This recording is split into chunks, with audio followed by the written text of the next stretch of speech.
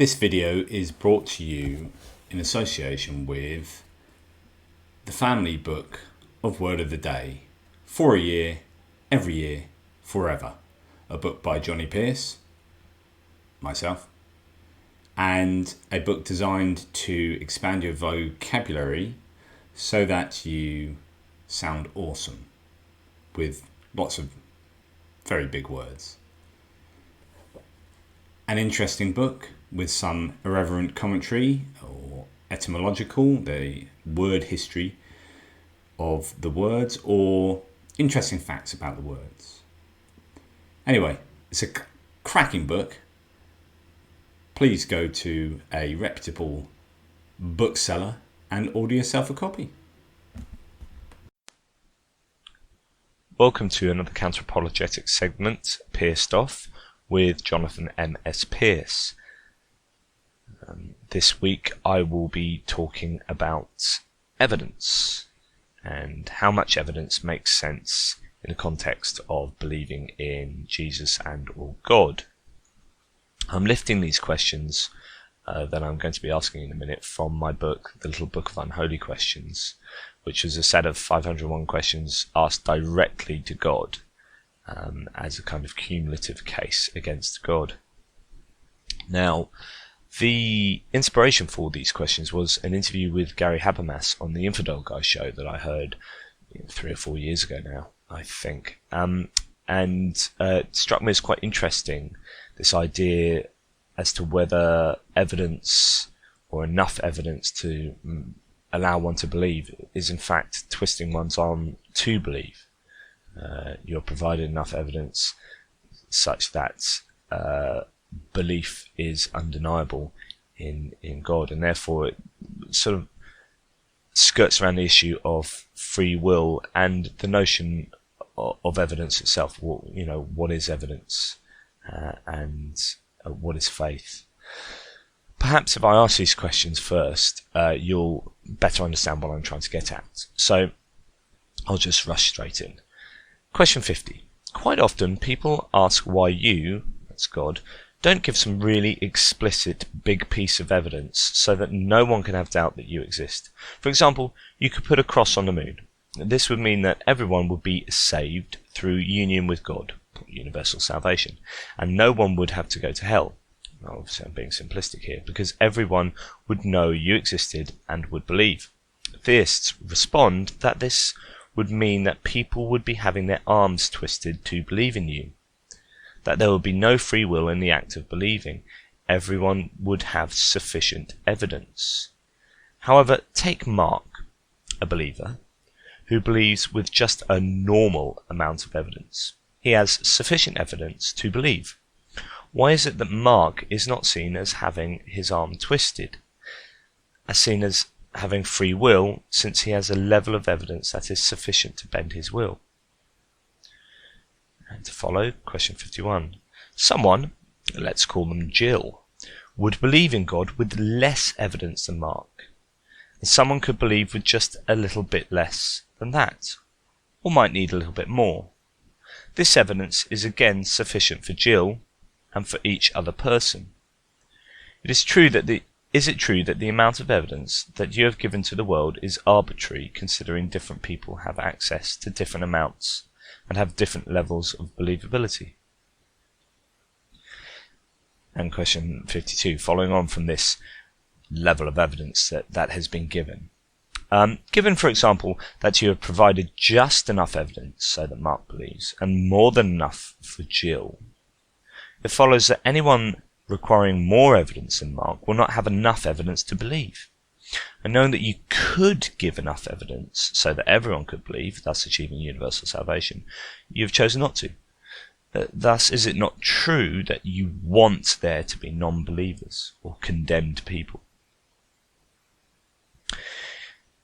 And question 53. In the New Testament, your disciples were given visions and or appearances of Jesus returning from the dead, with disciples eating meals with the resurrected Jesus.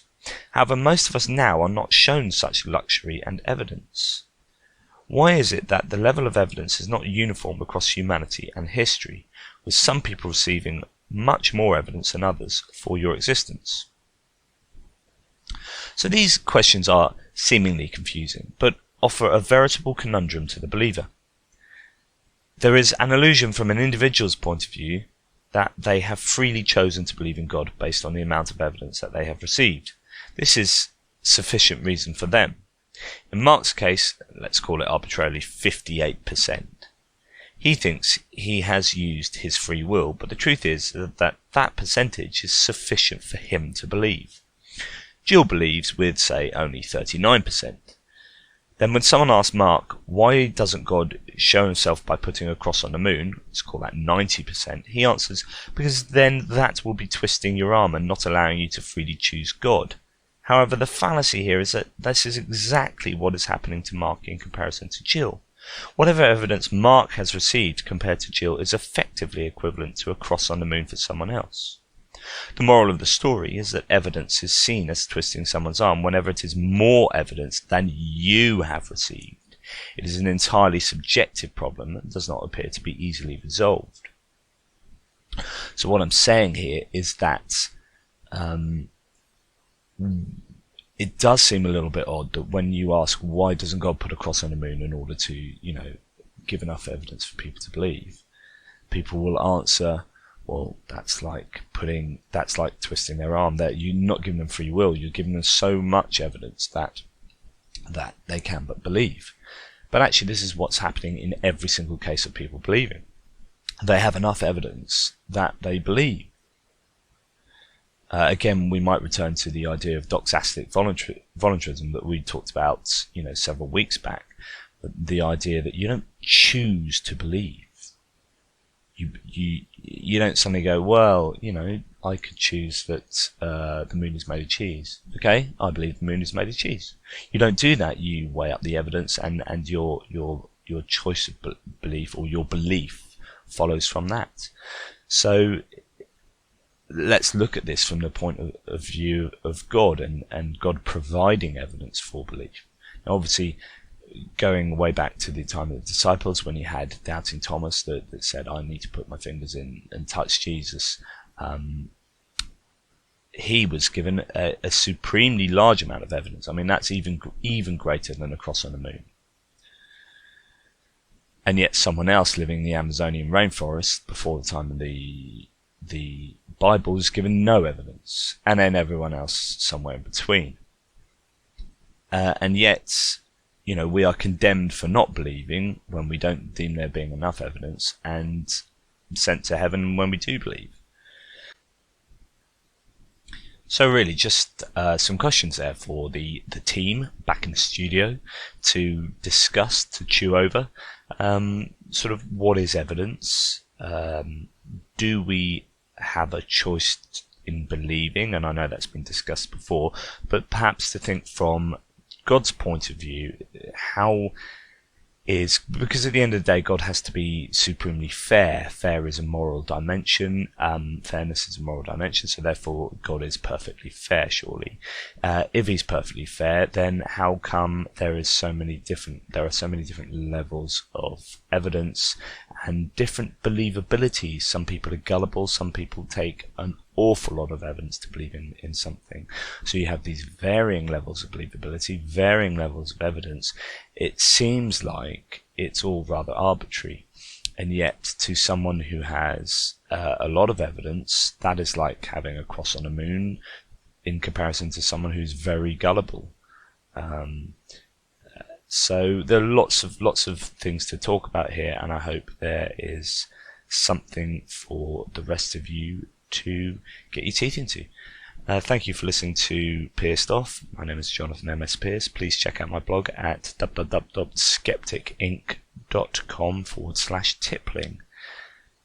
And remember, question everything.